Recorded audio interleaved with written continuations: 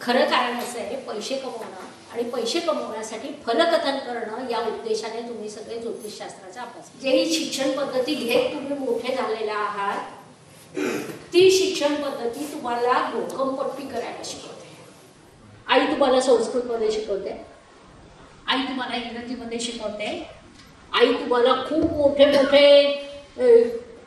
थरावर थर लावून खूप सारं शब्द बंबाळ करून शिकवते की तुम्ही गाढवाच्या पाठीवर चंदनाचं ओझं लादून त्याला फिरवतात आणि किती चंदनाचा सुगंध पसरला याच्या शिक्षणाने याची तारीफ करतात.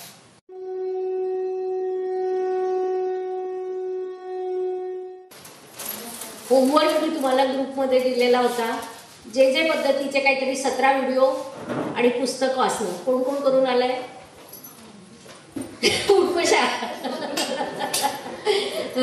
हरकत नाही, चला चांगलं आहे. म्हणजे चटणी भाकर जास्त प्रॉपर राहील, पचायला सोपी राहील कारण तुम्ही होमवर्क केलेला.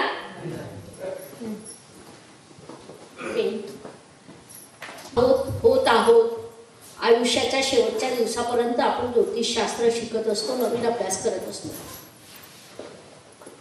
आपली हे सर्व करण्यामागचा मुख्य उद्देश काय? हात वर करा, प्रश्नाचं उत्तर येणार आहे. आणि नंतर येणाऱ्या जातकाचं सध्याच्या आयुष्यात ज्या अडचणी आहेत त्या सोडून स्वतःचं आयुष्य सुखकर करायचं, पण आपल्यासोबत जे लोक आहेत त्यांचे सुद्धा आयुष्यात सुधारणा करण्यासाठी या शास्त्राचा उपयोग करायचा. बरोबर, हे झालं सर्व तत्वज्ञान. मला प्रॅक्टिकल उत्तर हवंय की आपण सर्व हे का करतोय. म्हणजे खूप काही वर्ग नाहीये, आपण सहज राहूया. तुम्ही बसून बोललात तरी चालणार आहे. पैसे मिळवण्यासाठी स्वतःच्या भविष्यात काय जवळ पोहोचलीस. पैसे मिळवणं हा उद्देश आहेच, असावाच.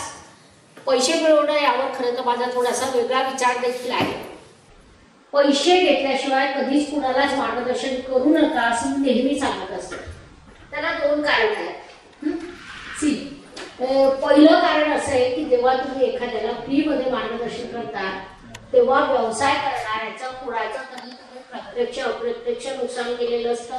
बरोबर, पहिली गोष्ट. दुसरी गोष्ट, तेव्हा तुम्ही फ्रीमध्ये मार्गदर्शन करता तेव्हा तुमचं कर्ज त्याच्यावर चढतं, तुम्ही घेणेदार होतात आणि पुढचा जन्म तुम्हाला घ्यावा लागतो ते कर्ज फेडण्यासाठी. म्हणून मोफत काहीच नको.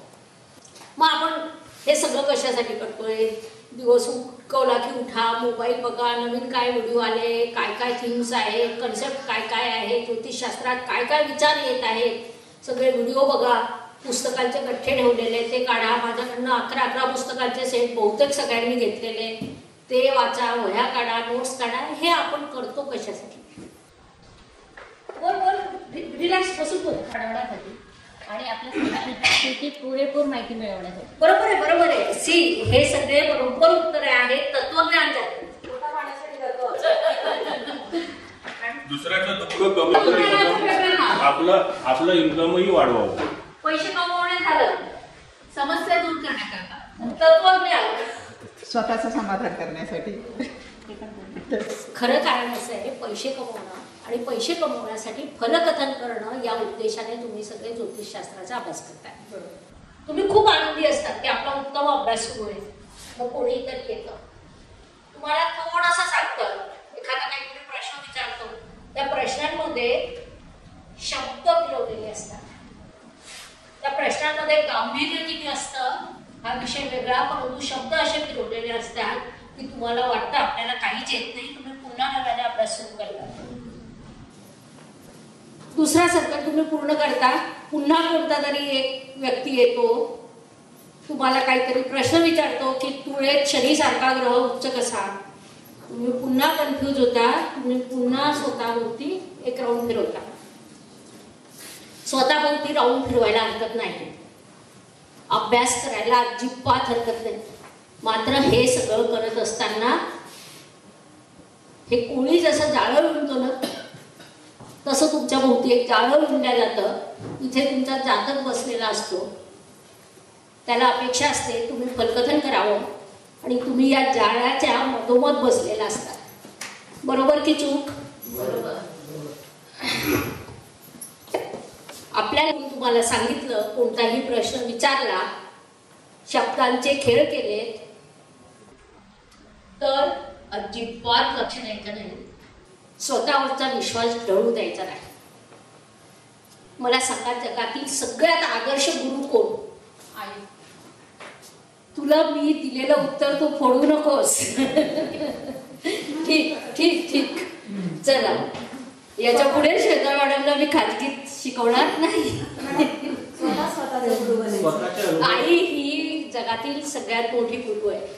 मला सांगा, आजपर्यंत एक तरी आई अपयशी झाली का मुलाला चालणं शिकवण्यात, बोलणं शिकवण्यात, उभं राहायला शिकवण्यात? कारण आई ही जगातील सगळ्यात यशस्वी गुरु आहे. मग मला सांगा, आईची भाषा कोणती? आई तुम्हाला संस्कृतमध्ये शिकवते, आई तुम्हाला इंग्रजीमध्ये शिकवते, आई तुम्हाला खूप मोठे मोठे थरावर थर लावून खूप सारं शब्द बंबाळ करून शिकवते. आई तुम्हाला शिकवते बोली भाषा, त्यांना आपण मातृभाषा म्हणतो, बोली भाषा म्हणतो. बोली भाषेत शिकवलेलं थेट तुमच्या हृदयात उतरतं आणि ते जन्मभर लक्षात राहतं. आणि म्हणून मी म्हणतो, तुम्हाला चटणी भाकर खाऊ घालणार. मान्य?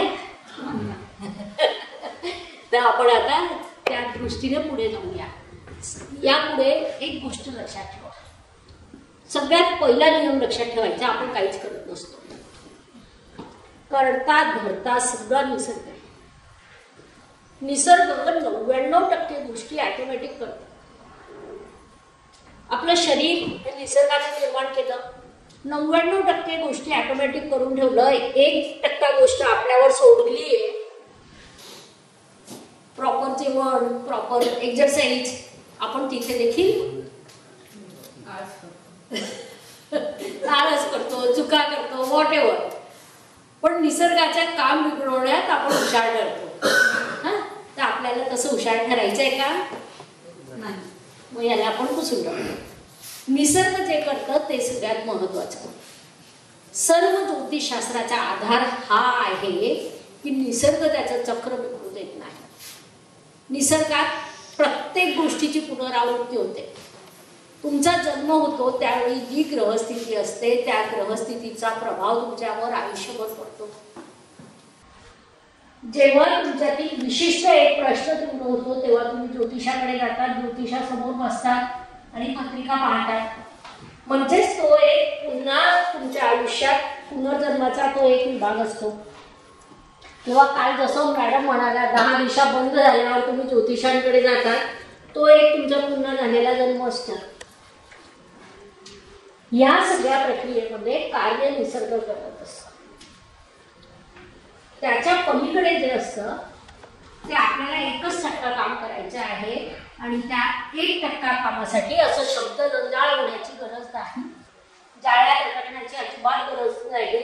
थेट परिणाम, थेट प्रभाव, थेट निकाल, थेट जातकाशी संवाद साधणं, त्याचे प्रश्न सोडवणं, हेच आपलं कार्य आहे. बरोबर? मग त्यासाठी तुम्हाला फक्त अबकड भाग 1 आणि भाग 2 एवढे जरी तुम्ही वाचले तर पुरे माझे पुढची 9 पुस्तकं वाचू नका. लिहित असताना मी एवढीच प्रामाणिक होते किंवा ती लिहिल्या गेली आहेत, कारण मी काही करतच नाही. तर तेवढ्या 2 पुस्तकांमध्ये शास्त्राचे बेसिक नियम आहेत, तेवढे तुम्ही अभ्यास केले तर झालं. मला सांगा, तुम्ही सगळे 9वीत असाल, 12वीत असाल, BA ला असाल, BSc ला असाल, त्यातल्या कोणत्या धड्याचे कोणते वाक्य ते तुम्ही भक्कमपट्टी करून पाठ केले होते ते आज तुमच्या लक्षात आहे? कोणतं? सांग. मग ते धडा होता शेवटचा, आणि त्या शेवटच्या धड्यामध्ये असं लिहिलं होतं की ग्रह आकाशात राहतात, मनुष्य पृथ्वीवर राहतो, तर आकाशात राहणाऱ्या ग्रहांचा मानवी जीवनाशी काही संदर्भ नाही असं स्पष्ट वाक्यात लिहिलं होतं. आणि आमचे जे शिक्षक होते ते ज्योतिषांची चेष्टा करत होते, तर त्यावेळेस मी त्यांना भांडलो आणि त्यामुळे तो प्रश्न हा आहे. तुझं उत्तर आहे, जे शिक्षण पद्धती घेत तुम्ही मोठे झालेला आहात, ती शिक्षण पद्धती तुम्हाला भक्कमपट्टी करायला शिकवते. पाठांतर करायला शिकवते आणि नंतरच्या आयुष्यात ते पाठांतर तुम्हाला उपयुक्त ठरत नाही. विचार उपयुक्त ठरतात, थॉट प्रोसेस उपयुक्त ठरतात, पाठांतर कधीही उपयोगी ठरत नाही, कारण ते तुमचं पाठांतर असतं. आणि त्या शिक्षण पद्धतीने एवढा प्रभाव वाढलेला आहे, म्हणजे विवेकानंद त्या शिक्षण पद्धतीवर असं म्हणतात की तुम्ही गाढवाच्या पाठीवर चंदनाचं ओझं लादून त्याला फिरवतात आणि किती चंदनाचा सुगंध पसरला याच्या शिक्षणाने याची तारीफ करतात. 10वीला पहिला आलेला विद्यार्थी त्याच पद्धतीने असतो. नंतरच्या आयुष्यात त्याला 10वीत पहिल्या येण्याचं काहीही महत्व नसतं, परंतु त्या 10वीत पहिल्या येण्यासाठी त्याने अगोदर 365 दिवस आणि अलीकडच्या शिक्षण पद्धतीमध्ये 7वी पासून स्वतःची झीज केलेली असते. स्वतःच्या आयुष्याचे आनंदाचे सर्व क्षण घालवलेले असतात. बरोबर आहे? आपल्याला त्या रस्त्याने पुन्हा जायचंय नाही. आपल्याला शिक्षण पद्धतीत फसायचं आहे.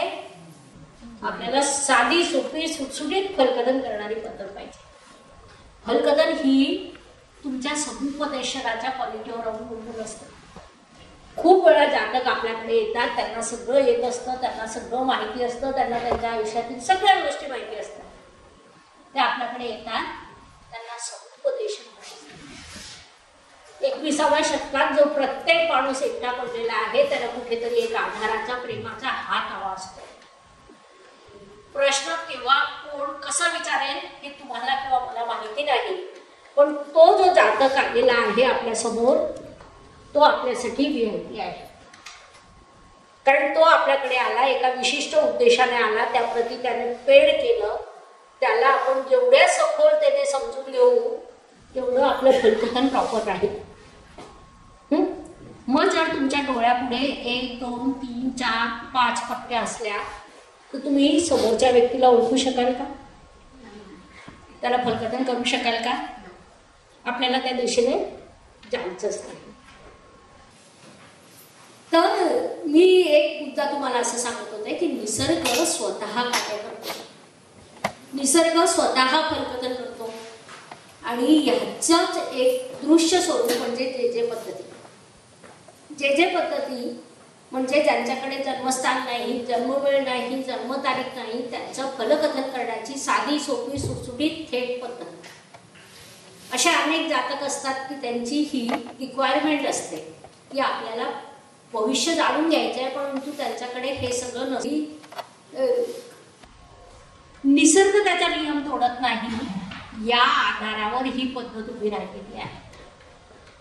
ही पद्धत निसर्गाने स्वतः तयार केली, कारण निसर्गाला असं वाटलं की या जगातील लोकांना काहीतरी माहिती हवी असते, भविष्यात डोकावून पाहायचं असतं, माझ्या बाबतीत काय होणार आहे याची जाणीव हवी असते आणि तो अधिकार प्रत्येकाला आहे. मग ज्यांच्याजवळ जन्मतारीख नाही अशी माणसं, अशी जीव पृथ्वी तलावर आलेले कुठेतरी नाराज होतात, त्यांना पाहता येत नाही. त्यांच्यासाठी काहीतरी पद्धत असावी म्हणून निसर्गाने ती पद्धत निर्माण केली. ठीक आहे, चल. तर जे पद्धती म्हणजे कोणत्याही दिवशी, कोणत्याही तारखेला, कोणत्याही क्षणाला जातक जेव्हा आपल्याकडे येऊन बसतो, आपल्या समोर बसतो, त्या क्षणाची कुंडली म्हणजे जे कुंडली. ती कुंडली जातकाच्या मनातील थेट भाव आपल्यापर्यंत पोहोचवते. आपण आज आताची कुंडली एक घेऊ आणि तुम्ही जरी होमवर्क केलेला नसला तर कदाचित तुम्हाला पुढचं समजणार नाही, मला माहिती आहे, पण तरी मी पुढचं शिकवेन, कारण पुढच्या वेळी होमवर्क करून वर्गात बसणं हा विषय तुम्हाला माहीत असला पाहिजे. बरोबर आहे? की अवघडपासून पुन्हा शिकवू मला मी ही शिक्षा दिली आहे छानपैकी.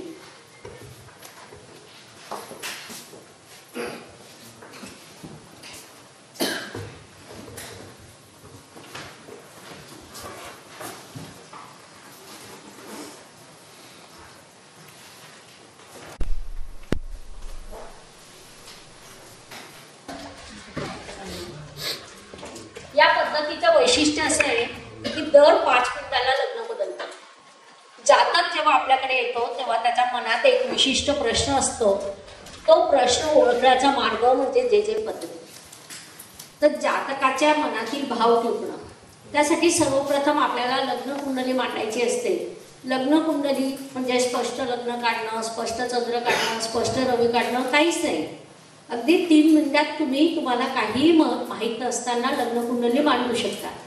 आता 43 वरून मी धनु कसं काढलं तर त्याचा नियम अतिशय सोपा आहे. आपल्या घड्याळीत काटे किती? 12. बरोबर. आपल्याला पाठ आहे ही करावं लागेल. अरे वा, छान.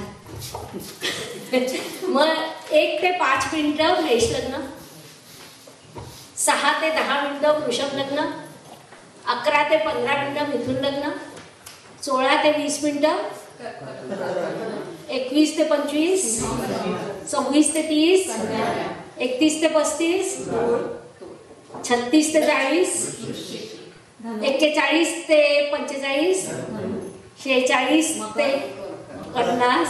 अरे बापरे, माझ्यापेक्षा पुढे जायला लागले. खूप हुशार वर्ग आहे. चलो ठीक आहे. तर थोडक्यात काय की आपल्याला धनु लग्न मिळालं. धनु ही गुरुदेवांची मूळ त्रिकोण रास, एकच लक्ष समोर ठेवून चालणार. आणि जेव्हा आपण धनु लग्न आपल्याला मिळतं तेव्हा समोरच्या जातकाच्या मनात प्रश्न असतो भाग्याबद्दल, धर्माबद्दल, शिक्षणाबद्दल. हे तिन्ही प्रश्न जेव्हा आपण कुंडली मांडली आपल्या समोर होते की नव्हते? होते ना. प्रत्येकाच्या मनात होते. आता कसं आहे, एका जातकासाठी कुंडली मांडणं आणि त्याच्या मनातील प्रश्न ओळखणं वेगळं. आणि एवढ्या मॉबच्या मनात जो प्रश्न होता, आपण ठरवलं होतं का की आपण 43व्या मिनिटाला कुंडली मांडणार आहोत? ती आली कारण ते कार्य निसर्गाने. माणसं चुकतात, माणसं चुकण्यासाठी असतात. निसर्ग चुकत नाही, तो चुकण्यासाठी नाही. बरोबर. तर आता आपल्याला धनु लग्न मिळालं. आपले विद्यार्थी खूप हुशार आहेत.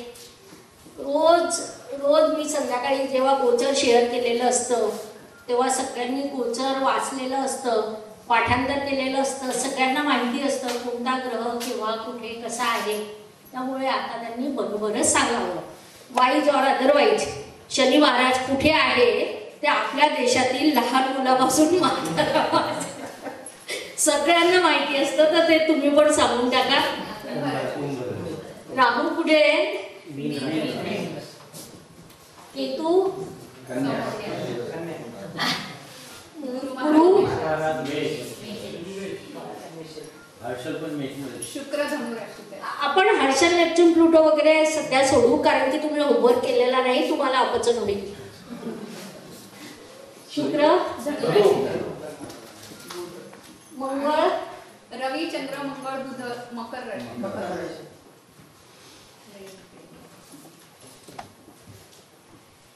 झाली कुंडली तयार. आता जसं आपण वैदिक मध्ये शिकलो, मी तुम्हाला थोडक्यात वैदिकचंही सांगते. गोष्ट एक वाक्य सांगते. वैदिक ज्योतिषशास्त्र हे फंडामेंटल 5 नियमांवर आधारित आहे. तुम्ही खूप अभ्यास नाही केला तरी चालणार आहे. भाव, भावेश, भावाचा कारक, भावातील ग्रह आणि काल निर्धारणासाठी गोचर आणि महादशा. फुल स्टॉप. जगातल्या कोणत्याही प्रश्नाचं उत्तर देण्याची कॅपॅसिटी या 5 नियमांमध्ये आहे. बरोबर. ते इतकं सोपं आहे. कधी कधी सोपी गोष्ट असते परंतु आपण आपल्या मनातील सुप्त भीतीमुळे त्या सोप्या गोष्टीला अत्यंत कठीण करून ठेवतो. त्यातलाच हा प्रकार आहे. वैदिक ज्योतिषशास्त्राने तुम्ही कोणत्याही प्रश्नाच्या या 5 फंडामेंटल नियमांवर पुढे जाऊ शकता. याच नियमानुसार आपण जे पद्धतीनुसार कार्य करणार आहोत. मग आपल्याला सर्वप्रथम प्रश्नेश मिळाला ते म्हणजे गुरुदेव. या गुरुदेवांनी काय काय सांगितलं आपल्याला? जातकाच्या मनात काय काय आहे, काय काय. बोला पटापट, आपण गप्पा गोष्टी करतोय, मी शिकवणारच नाहीये. बरोबर. गुरुदेव कुठे बसलेले आहेत? त्रिकोण स्थानात. क्रिएटिव्हिटीचं स्थान म्हणजे तुम्ही सर्व नवीन क्रिएटिव्हिटी करणार आहात. मित्राच्या राशीत, शत्रूच्या राशीत, मित्राच्या राशीत. अरे वा. म्हणजे आपण जे क्रिएटिव्हिटी करणार आहोत त्याची सकारात्मक उत्तरं मिळणार आहे. समजा अशी कुंडली किंवा अशा 43 मिनिटाला तुमच्याकडे एखादा जातक आला, म्हणाला की मला नवीन काहीतरी शिकायचं आहे, तुम्ही काय उत्तर द्याल? त्याच्यासाठी तुम्हाला किती सेकंद लागतील? तो आला, तो बसला, तुम्हाला हे माहिती आहे त्याच्या मनातली सुप्त इच्छा शिक्षणाची.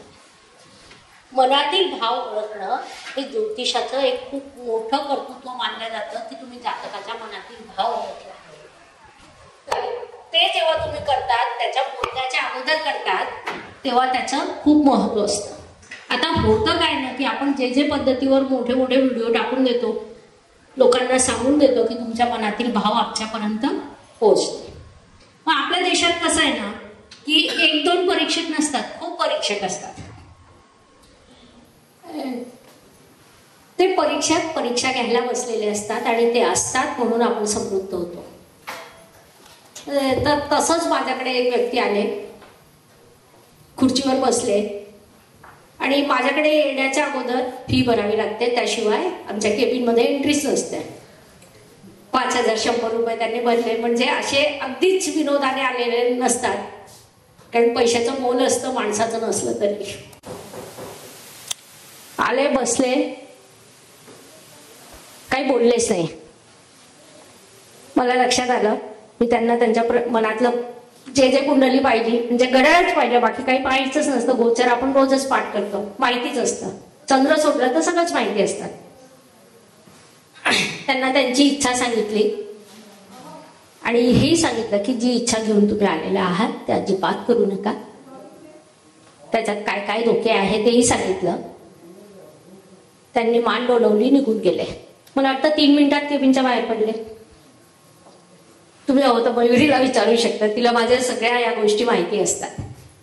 मग असा जातक जो आला 3 मिनिटात बाहेर पडून गेला, तो पुन्हा अपॉइंटमेंट घेतो, पुन्हा पैसे भरतो, त्याच्या आईला घेऊन पुन्हा आपल्याकडे येतो. त्याचा अर्थ काय?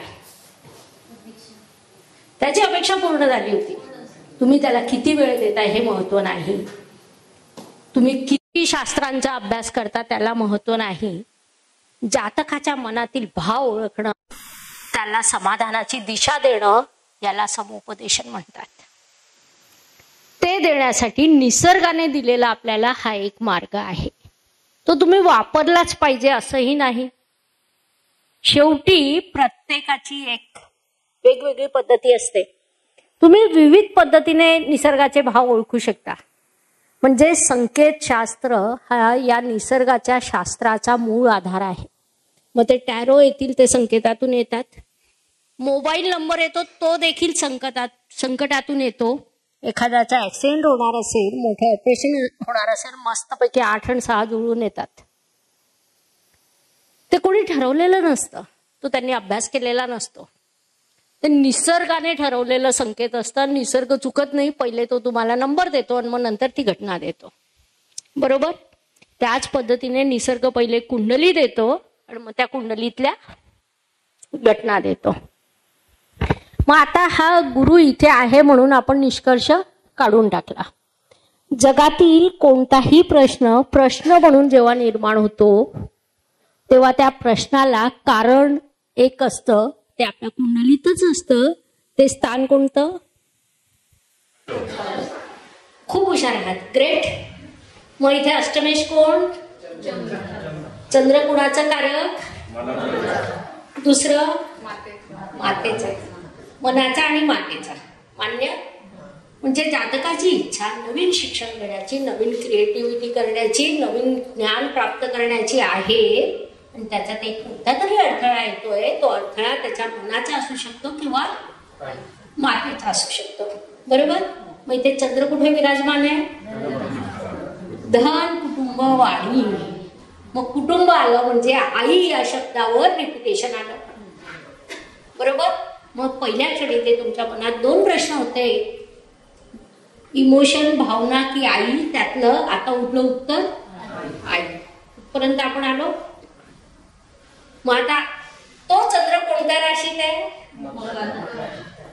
मला सांगा, त्याला शिक्षणात येणारी अडचण नेमकी कोणती? डिले. बरोबर, शनीची रास आहे. डिले, विलंब, त्याला उत्तर नाही. त्याची आईची भावना, आईचं प्रेम त्याला शिक्षणात अडथळा निर्माण करीत आहे. सिंपल. याच्यासाठी खूप आपल्याला टॅलेंट लागतं. मग आता प्रश्न असा की तो चंद्र कुठे आहे? धनस्थानात आहे. त्याच्यासोबत वरुण रवी आहे. म्हणजे आई वडील दोघं एका बाजूने झाले. त्याच्या मदतीला अजून व्ययश म्हणजे त्या गोष्टीसाठी खूप खर्च होणार आहे. आर्थिक व्यवस्था करावी लागेल. धनस्थान ते आहे. आणि त्याच्या जोडीला अजून कोण आहे? बुध आहे की जो दशमेश आणि कर्मेश आहे. मग आता इथे या 4 ग्रहांची जी ही युती झाली तर त्याच्यात चौघांचा अंशात्मक बळ पाहिजे. चंद्र कोणत्या ग्रहाकडून आला, कोणत्या ग्रहाकडे जाणार आहे, कोणत्या ग्रहाला क्रॉस करून कुठे पोहोचणार आहे, मग त्यांच्या घरातील संघर्षाची दिशा कशी असणार आहे. त्याला पहिले आईकडून विरोध होईल, मग वडिलांकडून विरोध होईल, मग पैशांचे प्रॉब्लेम त्याच्यासमोर येतील आणि शेवटी कर्माच्या भरोशावर तो विजय मिळवून काहीतरी स्वतः पद्धत काढून, कारण सप्तमेश आणि दशमेश असलेला कर्मेश तिथे आहे, तो त्यातून बाहेर पडेल आणि शिक्षणासाठी त्याला जिथे जायचं असेल किंवा जे काही करायचं असेल तो करण्यात. झालं आपलं सगळं सोपं आहे.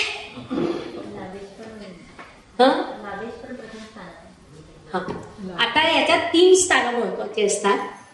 लग्नस्थान म्हणजेच प्रश्नस्थान, प्रश्नेश, प्रश्नाचा कारक.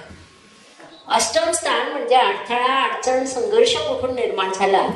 आणि लाभस्थान म्हणजे प्रश्न कुठून सुटला किंवा सुटण्याची शक्यता निर्माण झाली किंवा वाढण्याची शक्यता निर्माण झाली. लाभेश हा लाभ देत असतो, परंतु तो कुणाच्या राशीत आहे? मित्राच्या, शत्रूच्या, किती अंशावर.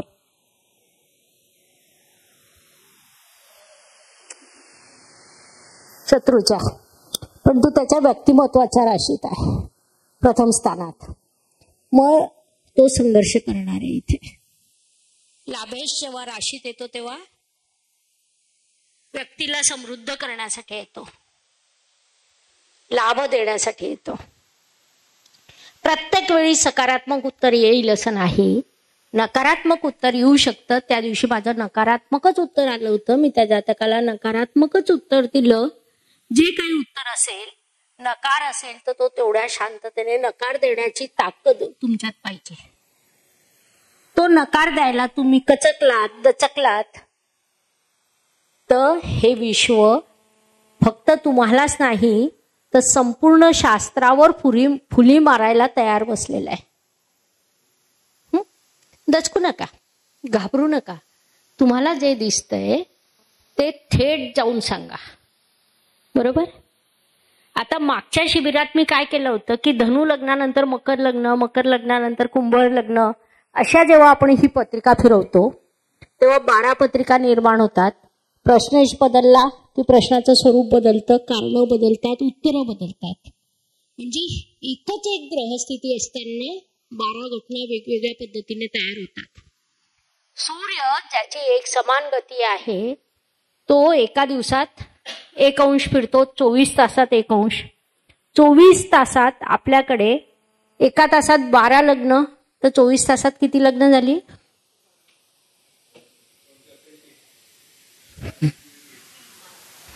288. तर 24 तासात एवढे लग्न बदलतात. म्हणजे इतक्या वेळा पत्रिका बदलते. म्हणजे सूक्ष्मता ही असू शकते, असेलच असं नाही.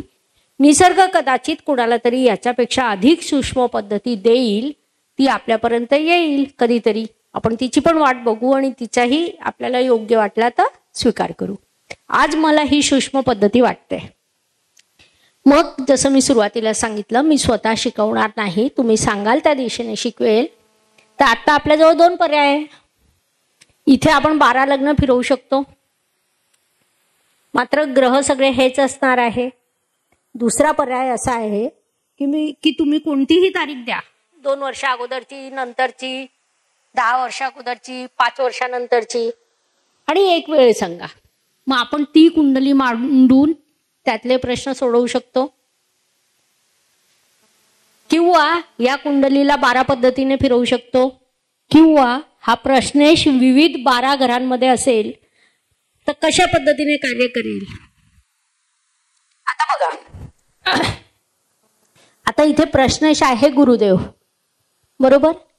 ते जर प्रथम स्थानात असते तर डोळे मिटून जातक जे जे प्रश्न विचारेल त्याला उत्तर द्यायचं.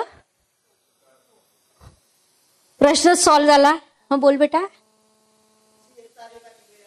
हा करू ना, आपण जाऊया, तुझीच तारीख घेऊ. हा पण आपल्या नातेवाईकांची मित्रांची घेऊ नका, कारण ही कुंडली वेगळी आहे. घेऊ शकतोस तू, काय हरकत नाही. मग समजा हाच गुरु द्वितीय स्थानात असता तर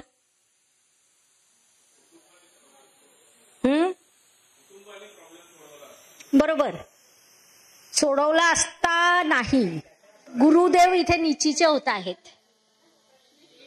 शत्रू, मित्र, नीच आणि उच्च, शत्रूच्या त्या विरोधामुळे माझं आजपर्यंत नुकसान झालं. बरोबर आहे. याला म्हणतात नीचीचा ग्रह. शनिदेवाच्या राशीत, विलंबाच्या राशीत, म्हणजे नकार जरी येणार असेल तरी त्यांचा तो पटकन होणार नाही, त्यासाठी खूप वेळ लागेल.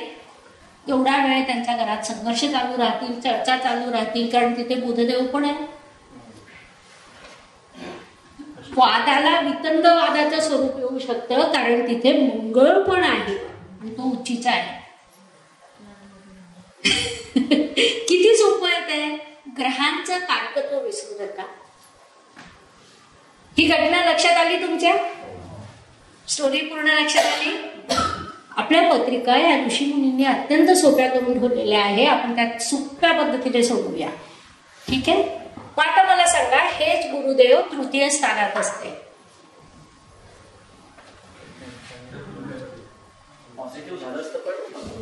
ही तुमची इथे देत आहे 3, 9, 12 परदेश गमन, लांबचे प्रवास. बरोबर. रास कुणाची देते? शनी म्हणजे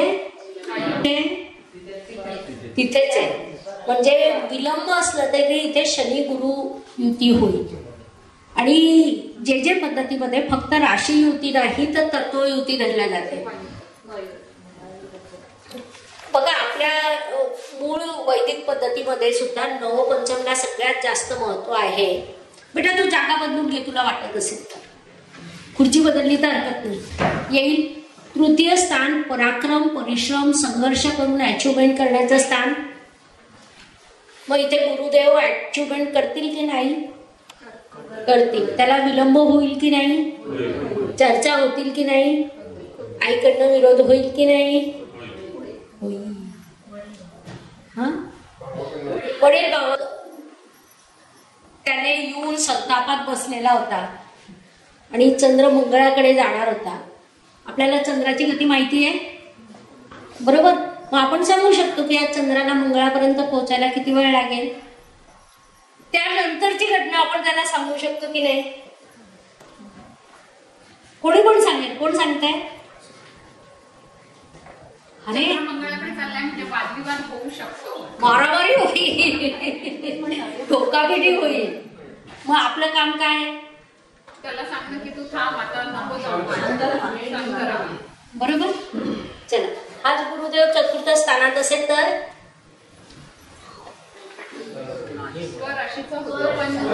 भ्रम होईल.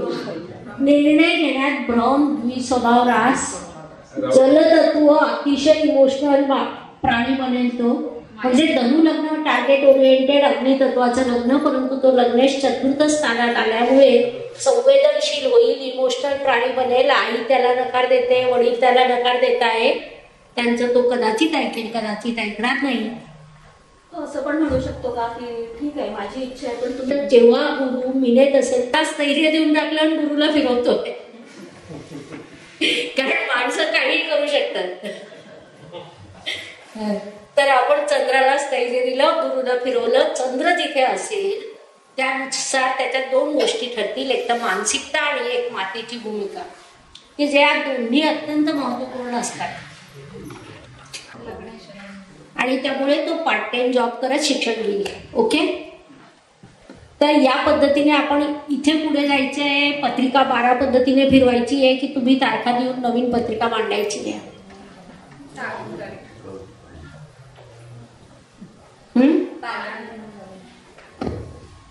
8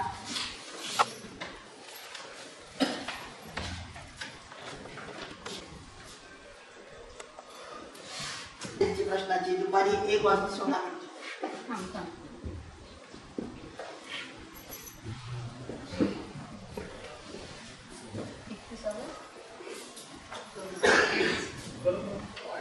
लग्न कोणतं मांडूया? ती काही नियम असतात, काही उपनियम असतात. कोण बोलताय? इथे येऊन बोललात तरी चालणार आहे. हे बघ, तुम्ही गप्पा मारायला हरकत नाही, फक्त माझ्याशी मारा, अपसात नाही. या प्रत्येक पद्धतीचे काही छोटे छोटे नियम असतात, उपनियम असतात आणि ते त्या त्या ठिकाणी अत्यंत महत्वपूर्ण असतात.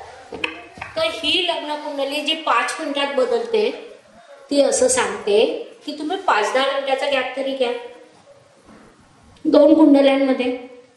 ते तिचं सांगणं योग्य आहे की अयोग्य आहे? धीरेंद्र शास्त्री कधीही एकापाठी 1-2 जातकांचे जेव्हा प्रश्न काढतात, त्यांची पद्धत वेगळी असेल, मला माहिती नाही, पण त्याच्यामध्ये गॅप असतो की नाही? का असतो? 5 मिनिटांनी लग्न बदललं. ही आपली पद्धत झाली, त्यांची वेगळी असू शकते, व्हॉट एव्हर, पण 2 याच्यामध्ये गॅप असणं ही अपरिहार्य या शास्त्राची गरज आहे. आता मला सांगा, या दिवशी गुरु महाराज कुठे होते? या तारखेला, आजचं नाही. राहू पण मेषेतच होता. पुढे कर्केमध्ये शुक्र होते, कर्क राशी. शुक्र काही लग्नस्थान सोडायला तयार नाही. 5व्या स्थाना 5 मध्ये सिंहेमध्ये सूर्य आणि बुध होता. सिंह राशी. अच्छा, मग द्वितीय स्थानात हे बघा, ज्योतिषांनी ना स्थान आणि राशी बोलताना परफेक्ट ठेवा, काही खूप लागत नाही. द्वितीय स्थान सिंह रास, हा सोपं आहे. सिंहामध्ये कोण होता? सूर्य आणि बुध. सूर्य आणि बुध. बर. कन्येमध्ये मंगळ. कन्येमध्ये मंगळ. बर. चतुर्थामध्ये तुळ राशीत केतू होता. बर. आणि परत कोण हरवलं? एखादा ग्रह हरवलाय.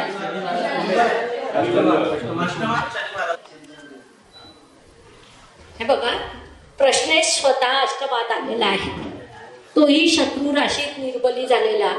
अष्टमेश प्रबळ आहे, जातक भयंकर मानसिक स्थितीत, अनेक प्रश्नाच्या गोत्यात अटकलेला आणि मध्ये तो बसलेला.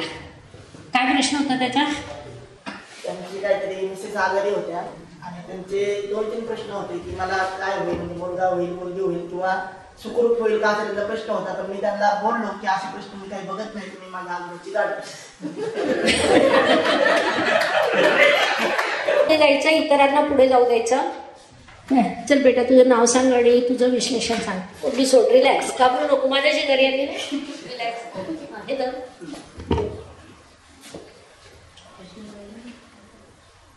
तू आली काय विश्लेषण स्थानामध्ये कुंभ राशीमध्ये आलेला असल्यामुळे जसं लग्नेश परत अष्टम स्थानात आल्यामुळे इथे समस्या आहे. आणि पुन्हा सप्तमेश जो आहे तो परत अष्टम स्थानात चुकली. लग्नेश चंद्र अष्टम स्थानामध्ये. हे बघा, मी 3 वेळा चुकली. सप्तमेश हे अष्टम स्थानात असल्यामुळे इथे जोडीदाराशी संबंधित म्हणजे सप्तम स्थानाशी संबंधित प्रश्न इथे आलेला आहे, म्हणून जोडीदाराचा हा प्रश्न इथे निर्माण झालेला आहे. आणि परत चंद्र सोबत असल्यामुळे शनी आहे स्वराशीला झालेला आहे तिथे. त्यामुळे जसं स्वराशीचा शनी असल्यामुळे अष्टम स्थानातच असल्यामुळे तिथे थोडासा तो धीर देईल त्यांना. आणि परत इथे संततीचा प्रश्न होता त्यांचा. वृश्चिक राशीचा मंगळ तो पराक्रमात बसलेला आहे, तो कन्या राशीचा आहे. त्यामुळे इथे परत इथे त्रास दाखवत आहेत त्यांना पंचम स्थानात. म्हणजे जे पंचम स्थानाचा संततीचा जो प्रश्न आहे तिथे त्यांना शस्त्रक्रिया कार्य होईल असे दर्शवलं जाते. मस्त. लक्षात घ्या, जेव्हा कोणी 100% विश्वास ठेवायचा की आपण काही पैसे, आपण जेव्हा बरोबर असतं तेव्हा अख्खं जग आपल्याला सांगायला बसलेलं असतं की तुम्ही चुकला. इथे एक गोष्ट लक्षात घ्या, लग्नेश सप्तमेश युक्ती अष्टम स्थानात. टाळ्या जोरात बसलेला आहे. दोघं मिळून कदाचित चुकीचा निर्णय घेण्याची शक्यता नाकारता येत नाही, पण तरी सुद्धा त्या संघर्षात ते आहे. अडथळा अडचण आहे. तिथे तत्व येत आहे वायू तत्व, निसर्ग कुंडलीच्या इच्छापूर्तीचं स्थान. अडथळे अडचणी संघर्ष आलं तरी इथे इच्छापूर्ती होणार आहे. इच्छापूर्तीच्या स्थानाचा स्वामी राशीत बसलेला आहे, तो इच्छापूर्ती घडवून आणणार आहे. पंचमेश पंचमाच्या लाभात गेलेला आहे, तो लाभ देईल, मात्र तो शत्रू राशीत संघर्ष दिल्याशिवाय राहणार नाही. अष्टम स्थानावर सूर्य आणि बुधाची दृष्टी आहे. सूर्य या पत्रिकेचा धनेश आहे. असंही सूर्य हा पित्याच्या आत्म्याचा कारक असतो. बुध व्ययेश आहे, तो भरपूर खर्च करायला लावेल. हॉस्पिटलचं बिल जरा बऱ्यापैकी मोठं येईल, परंतु घटना ही शेवटी सकारात्मक घडेल. षष्टेश जे आपण डॉक्टर म्हणूनही पाहतो ते राहूच्या युतीत दशम स्थानात कर्मस्थानात आहे. राहूच्या युतीत असल्यामुळे डॉक्टर कदाचित त्यांच्याकडनं बिल थोडं वाचसवा घेईल, परंतु त्यांना सुखरूप बाहेर काढेल. बाळ बाळतीन सुखरूप असतील, त्याचे प्रश्न सुटणार आहे.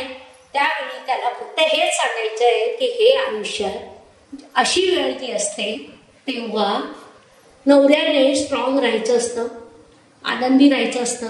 डॉक्टरांनी काहीही सांगितलं तरी बायको समोर जाताना हसत मुखाने जायचं असतं, प्रेमाने स्माईल द्यायची असते. डॉक्टर म्हणाले काळजी करू नका, ही भूमिका आपण त्या माणसाला द्यायची. आजोबाकडे पाठवायचं. आता पुढच्या वेळी करशील बरोबर. किती सोपं आहे. इथे आपण काय पाहिलं, काहीच पाहिलं नाही. त्याची महादशा पाहिली नाही, दशा पाहिली नाही, काही पाहिलं नाही. लग्नेश आणि सप्तमेश दोन्ही अष्टमात असल्यामुळे मला भीती वाटते. मॅडम की सिझेरियनची शक्यता आहे. सिझेरियनची आहे. लाभेशाची दृष्टी सप्तम स्थानावर आहे, त्यामुळे पत्नीला तसा काही प्रॉब्लेम होणार नाही. सिझेरियन करून प्रॉब्लेम सॉल्व्ह होईल. आणि चंद्र लगेचच अष्टमातून भाग्यात जातोय, म्हणजे तो परत वाईट स्थानांमध्ये नाही जात, तो भाग्यस्थानात जातो, त्यामुळे उत्तर पॉझिटिव्हच येईल. तो डॉक्टरांचं एक्स्ट्रा बिल दृष्टी आहे. इतकं तुम्ही सोपं आहे, याच्याला लागत नाही. हा, तुम्हाला आपली कुंडली नावाचं जे शस्त्र आहे ते एक 8 पदरी रस्त्यासारखं भेटलेलं आहे. तुमच्या गाडीत पेट्रोल भरा, सुसाट जा. तुम्ही जेवढं सुसाट जाल तेवढं यश काढा. इतकं ते सगळं सोपं आहे. मला थोडंसं वेगळं वाटतंय. बोला की. माहित नको. मला असं वाटतंय की चंद्र आणि शनी या दोघांवर बुधाची दृष्टी आहे आणि पंचमेश मंगळ सुद्धा बुधाच्या राशीत आहे. बरोबर. तर ह्या स्त्रीला आता पॉज पेन सध्याने पाठवून देतील आणि नंतर परत यावं लागेल. विलंब. परफेक्ट. विलंब शनिदेवाचा हे एकदा घरी पाठवतील. आणि तो मंगळ द्वी स्वभाव राशीतही होता, म्हणजे डॉक्टर लुटतील, बऱ्यापैकी लुटतील. 2-2 कारणं देऊन 2-2 वेळा बिलं फाडून लुटतील. हा, परफेक्ट आहे एकदम. किती छान आणि किती सोपं आहे. बरोबर आहे. आता पुढून अशी उत्तरं द्यायची. आणि चुकलं तर काळजी करायची नाही. ईश्वराला चुकण्याचा अधिकार नाही, आपल्याला. या पुढची तारीख 2014. फक्त त्या दिवसाचं गोचर काढा.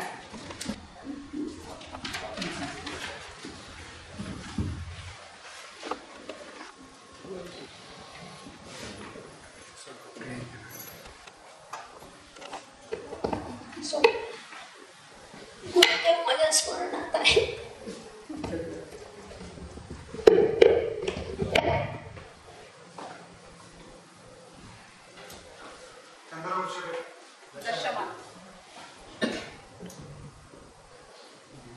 गुरु शुक्र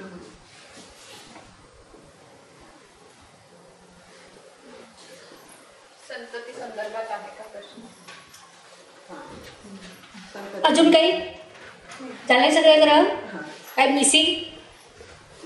गुरु शुक्र हे दोन्ही देवगुरु आणि राक्षस गुरु त्यांच्यातनं दोन मूलभूत फरक आहे.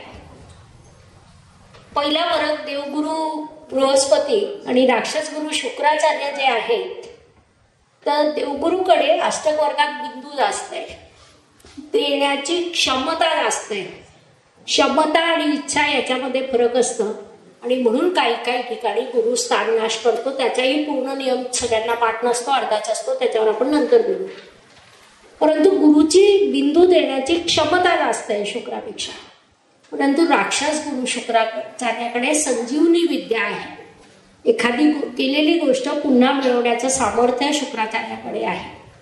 शुक्राचार्याचं अजून एक वैशिष्ट्य आहे, देवगुरुच्या समोर त्याचा एखादा शिष्य स्वतःचं नुकसान करून घेत असेल तर देवगुरु मध्ये बोलणार आणि ते देवगुरु आहे. पण जेव्हा राक्षस गुरु शुक्राचार्यासमोर त्याचा शिष्य स्वतःचं नुकसान करत असेल तेव्हा ते शुक्राचार्य त्याला अनेक पद्धतीने थांबवण्याचा प्रयत्न करतात. जसं वामन यांची कथा आपल्याला माहिती आहे. त्यांनी खूप प्रयत्न केला राजाला, अरे नको नको याला देऊ नको, हा आपल्याला फसवायला आलेला आहे. परंतु राजाने ऐकलं नाही. मग शुक्राचार्य शेवटी त्या कमंडलू मध्ये जाऊन बसले लहान होऊन की राजा देण्यास असमर्थ ठरावे. तर राजाने काळी घेतली, तिथून टाकली, त्याच्या डोळ्यांना इजा झाली. म्हणजे स्वतःला त्रास करून विद्यार्थ्यांना देण्याची मानसिकता शुक्राकडे आहे. क्षमता आणि मानसिकता या दोन वेगळ्या गोष्टी आहेत. आपण जेव्हा शास्त्र शिकतो तेव्हा पराशर ऋषीने आपल्याला शास्त्र शिकण्याचं सोपं सूत्र दिलेलं आहे. ग्रह समजून घ्या, ग्रहांची कारकत्व समजून घ्या, प्रत्येक ग्रहाला एक माणूस म्हणून ट्रीट करा. माणसं आणि ग्रह यांच्यात काहीच फरक नाही. आणि एक एक माणूस माइंड मध्ये ठेवून घ्या की हा गुरु, हा शुक्र, हा बुध, हा शनी, हा रवी. आणि ते पत्रिकेंना लावत चला, पटापट नियम सापडतील. पाठांतर करावं लागेल का? मग तेव्हा आपण ज्याला शनी म्हटलेलं असतं मनामध्ये, तो असं विलंबाने येणारा म्हातारा माणूस असतो. रवी म्हटलं की प्रतिष्ठा असते, एखादा मोठा दैदिप्यमान कर्तृत्ववान माणूस असतो. हे जेव्हा आपण आपल्या माइंडसेटमध्ये एक एक ठेवतो तेव्हा आपल्याला ते सोपं सोपं होत जातं. आणि पराशर ऋषींनी आपल्याला तोच मार्ग सांगितलेला आहे. त्यांनी सांगितलंच नाही की तुम्ही जंजाळात बसा आणि काम करा. त्यांनी सांगितलं की तुम्ही ग्रहांना समजून घ्या, ग्रहांशी मैत्री करा आणि कथन करा. इतकं ते सोपं आहे. आता ही जी कुंडली इथे आहे तर जातकाच्या मनातील प्रश्न हा शिक्षणाशी संबंधित असेल, करिअर असेल, क्रिएटिव्हिटी असेल, बरोबर. मित्राच्या राशीत आहेत.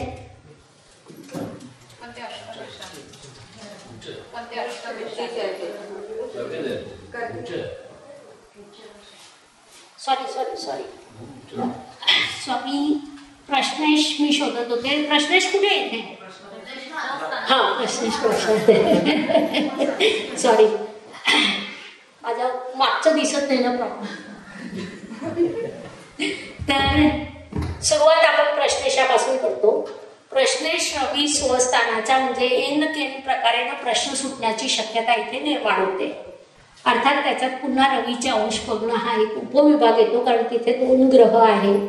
एकच ग्रह असतात आपण 100% म्हटलं असतं की हो प्रश्न सुटणारच आहे.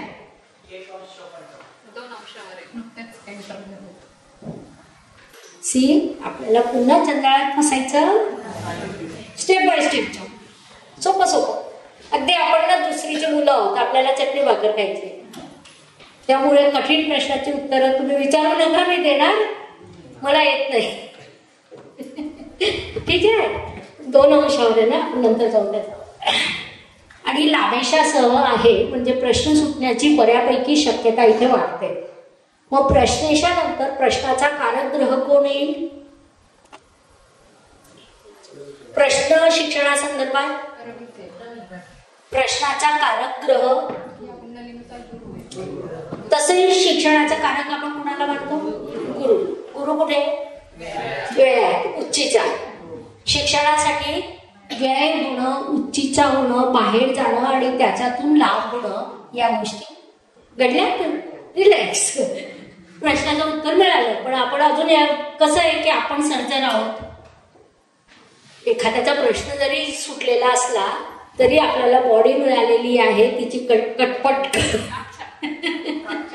सर्जरी करणं हे आपलं आद्य कर्तव्य किंवा संधीचा लाभ घेणं म्हणू शकतो.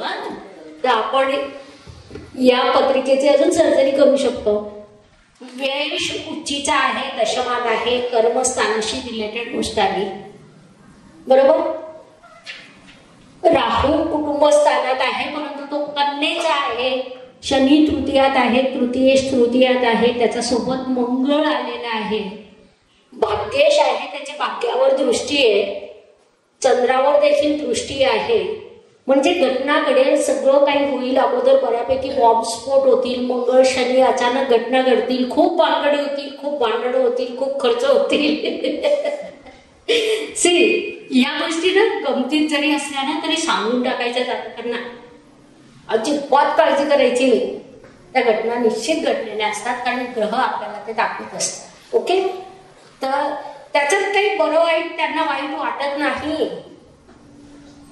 मग त्यांच्या लक्षात येतं की आपण काहीतरी भूमिका बदलली पाहिजे. आपण जेव्हा सांगतो की घरात बॉम्बस्फोट होती, परंतु घटना ही घडणार आहे. मग आता तुमच्याजवळ दोन पर्याय. घटना तर घडणारच आहे, एक तर बॉम्बस्फोटासह किंवा बॉम्बस्फोटाशिवाय. आपलं काम काय? बस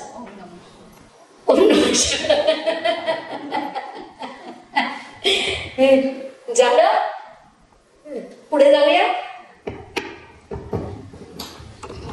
100% यशस्वी होऊ. 16/4/2024 16 एप्रिल 2000 पुढचे देतोय मी. पुढची देता? हो. हरकत नाही, प्रॉपर देताय. खरे अभ्यास पुढचे देतोय. सगळ्यांनी ना टाळ्या वाजवाव्या. ते खऱ्या अभ्यासात. अभ्यासकाला जेव्हा प्रश्न पडतो तेव्हा तो समृद्ध होतो. एक छापखाना आपण टाकला त्याच्यावरच जेव्हा सगळे वाटचाल करतात तेव्हा त्यांच्या वाटचालीत नाविन्यता. 11:15 मी म्हणते कठीण मध्ये जाऊ नका, तुम्ही कठीण मध्ये. म्हणजे आपण आता काय करतोय, फक्त पोचत जातोय. आपण वेळ निर्धारित करण्यासाठी काय आहोत, गोचर आणि महादशा पाहतो. तर जे पद्धतीची महादशा ही थोडी वेगळी आहे. हे 3 विषय आपण खंड 2 मध्ये घेतलेले आहेत. पुस्तक पाईपलाईन मध्ये आहे. ज्या दिवशी माझ्या एखाद्या विद्यार्थिनीला वाटेल की हे पुस्तक पूर्ण करायचं त्या दिवशी ते पूर्ण होईल. मी करणार, कारण मी आजपर्यंत एकही पुस्तक लिहिलेलं नाही.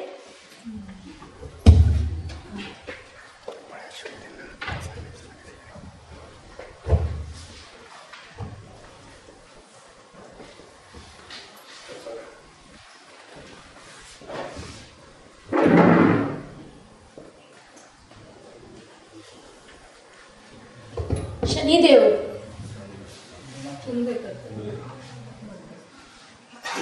शनी आणि मंगळ कुंभे. सांगा बरोबर. राहू शुक्र बुध मीनेत आहे. रवी गुरु आहे. लाभ आहे. बलकेश आहे. केतू कन्या.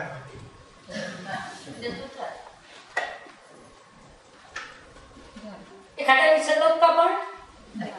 ग्रह विसरू नका बरं. मग आता याच्या फळाची दिशा काय येईल? जातक मुळात मिथुनेचा, म्हणजे जातकाचा प्रश्न मिथुन पॅटर्नचा येईल. आता मिथुन पॅटर्न म्हणजे काय? द्विस्वभाव 4 राशी, त्यातनं 2 कन्येच्या म्हणजे बुधाच्या, त्यात एक मिथुन पॅटर्न आणि एक कन्या पॅटर्न. मिथुन पॅटर्न म्हणजे काय? ग्रह समजून घ्या, ग्रहानंतर राशी समजून घ्या. बरोबर. तर मिथुन पॅटर्न म्हणजे काय? वायफळ चर्चा, द्विधा मनस्थिती, विनोदी वृत्ती, चंचल पालिश, आणि इथे त्याचा नीचभंग राजयोग झालेला आहे. नीचभंग कोणी केला? शुक्राने. शुक्र कोण कोण? पंचमेश आणि बरोबर. मग एक तर तो जन्मस्थानापासून लांब जाईल, त्याच्यानंतर निर्णय घेईल, किंवा त्याची संतती त्याला योग्य निर्णय घ्यायला मदत करेल. कर्मासंदर्भात प्रश्न असेल, त्या प्रश्नाचा संबंध व्यवसायाशी असू शकतो. व्यवसायाचा सप्तमेश कार्य मिळालं तर पुढे जायची गरज नाही. हे जे समाधान मिळून जातं ना, जातकाचा चेहरा ज्या पद्धतीने बदलतो, काही नाही करायचं, जातकाच्या चेहऱ्याकडे बघायचं. खूप धमाल मजा असते बघा. मला असं वाटतं ज्योतिषशास्त्र कोणाला शिकवायचंच नाही, समुपदेशन शिकवावं. या दिवशी विजाची मेडिकल असतो, या दिवशी त्याची अपॉइंटमेंट आहे. म्हणजे प्रश्न कर्माच्या रिलेटेड आहे, कारण का हा विजा H1B स्टॅम्पिंग म्हणजे तिथं वर्क परमिट साठी. संततीचा संदर्भात आला, त्याचं न्यायस्थान आलं, नीचभंग राजयोग आला, राहू आला, परदेशाचा संबंध आला, दशम स्थानाशी संबंधित आला, पण संबंधित आहे. आणि गुरु लाभात आहे. त्यामुळे काय होणार म्हणजे हो ना, रिलॅक्स. तर त्याला ते सांगत होता मकर राज श्रवण नक्षत्र. बरं. तर त्याला म्हणलं हे सगळं होऊ दे, म्हणजे तुला अडथळे येणार पण त्यातनं तू बाहेर पडणार. आणि ही डेट देताना पण कुठलीही डेट द्यायची, मी ही डेट दिलेली होती की 16 तारखेला या दिवशी मी अपॉइंटमेंट घेतली. रवी उच्चीचा वडिलांनी दिलेला सल्ला लाभदायक. एकच गोष्ट 2 वेळा मला अजिबात आवडत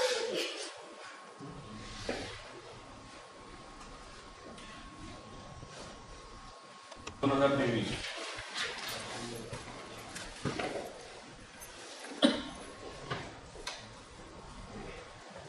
सकाळी 9 वाजून 31 मिनिटं.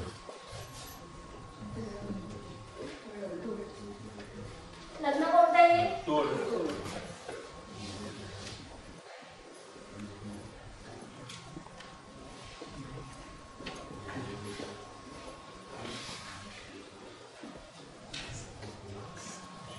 ग्रह सांगा मला. लग्नात केतू, पंचमात शनी, सप्तमात बुध राहू, नवमात चंद्र, दशमात शुक्र आणि लाभात सूर्य आणि बुध, रवी बुध. वयात मंगळ. वेळात कोण आहे? मंगळ.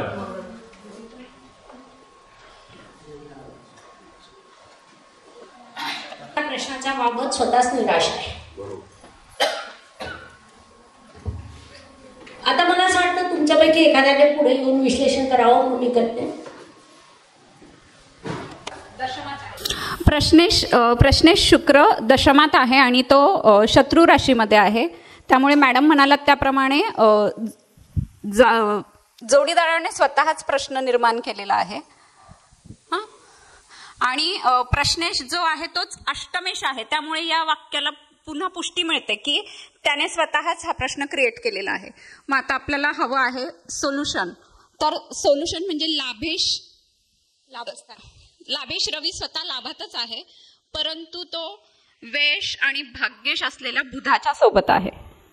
चांगली गोष्ट आहे. जोडीदाराने थोडेसे पैसे खर्च करावे, त्याचं भाग्य त्याला साथ देईल. त्याचं लग्न झालेलं होतं आणि परत नोकरीच्या ठिकाणी त्याची मैत्री झालेली आणि ती वाढल्यामुळे प्रश्न निर्माण झाले. म्हणजे या व्यक्तीचा ज्योतिषशास्त्रावरती विश्वास नव्हता ऍक्च्युली, पण मोठ्या कंपनीत कामाला होता. त्याचं भाग्य त्याला साथ देईल आणि जोडीदाराशी चांगली मैत्री होईल आणि दोघं जण छान संसार करतील. थोडेसे पैसे खर्च करायला हरकत नाही. पण प्रश्न नेमका काय होता?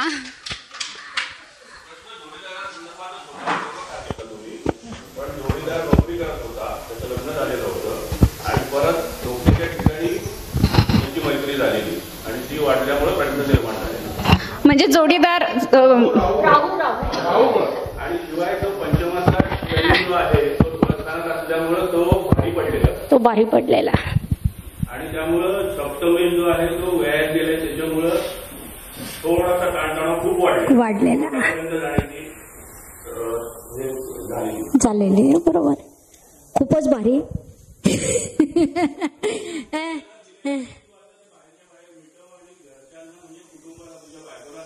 सांभाळ. बायकोला सांभाळणं महत्वाचं, कुटुंब टिकवणं महत्वाचं, कुटुंब व्यवस्था टिकली पाहिजे. कुटुंब किती छान उत्तर आहे हे पण.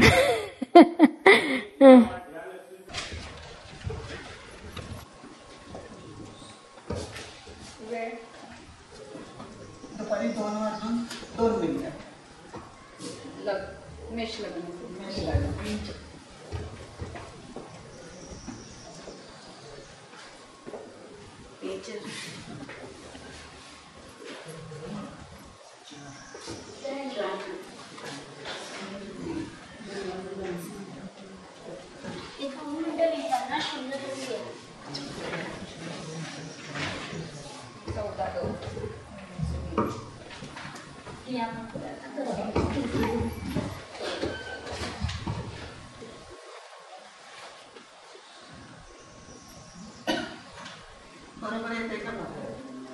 चुकडा रे या विचारायचं नाही कुणाला, कधीही कुणाला विचारायचं नाही बरोबर आहे का. समोरचे बसलेलेच असतात तुम्ही कसे चूक आहात हे सांगायला.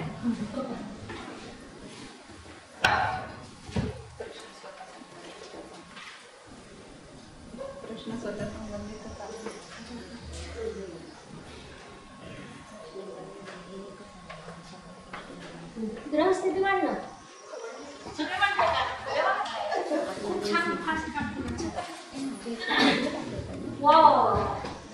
प्रश्न स्वतःच्या संदर्भात आहे, स्वतःच्या विवाहाच्या संदर्भात असू शकतो. विवाहानंतर भाग्योदय आहे, विवाहात बऱ्यापैकी खर्च आहे, वैवाहिक सुख चांगलं आहे. काय पाहिजे अजून. प्रवास भरपूर आहे, कदाचित हनीमूनचं मोठं टूरचं प्लॅनिंग असेल.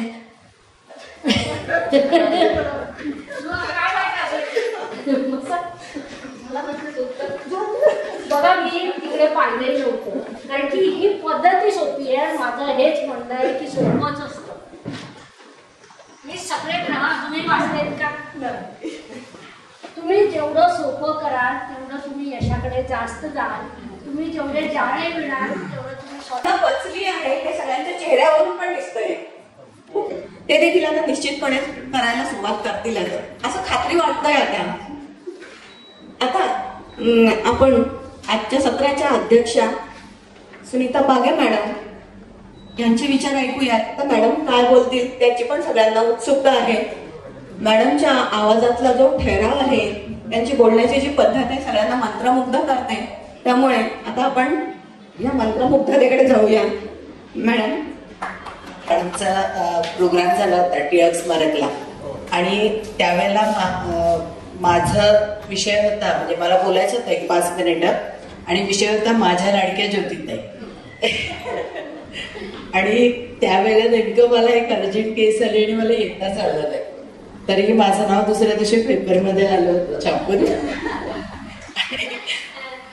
तर तो विषय तेव्हा राहून गेला होता आणि आता बोलायची संधी आपोआप ह्या सत्राचा अध्यक्ष केल्यामुळे मिळाली. तर आजचं जे लेक्चर होतं आपण सगळेच खरंच स्पेलबाउंड झालो होतो, एकदम मंत्रमुग्ध झालो होतो. आणि खूप सोपी आणि छान आणि प्रत्येक प्रश्नाची उत्तरं ॲक्युरेट येत होती. खूप छान वाटलं. म्हणजे याला आपण म्हणतो की त्या हाडाचं शिक्षिका आहे. त्यामुळे